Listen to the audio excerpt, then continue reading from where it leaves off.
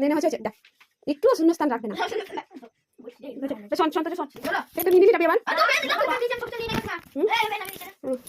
এত পরে তোর পরে ওটা টেনে বল ইতিহাস ইতিহাস ওই রুল দিয়ে বই মানে টানবি হ্যাঁ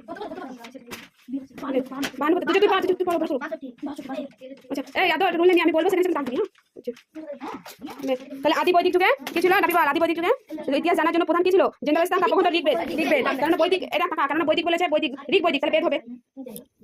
আচ্ছা মেগালিথ বলা হয় পাথরের গাড়ি পাথরের সমাধি পাথরের খেলনা পাথরের সমাধি পাথরের সমাধি।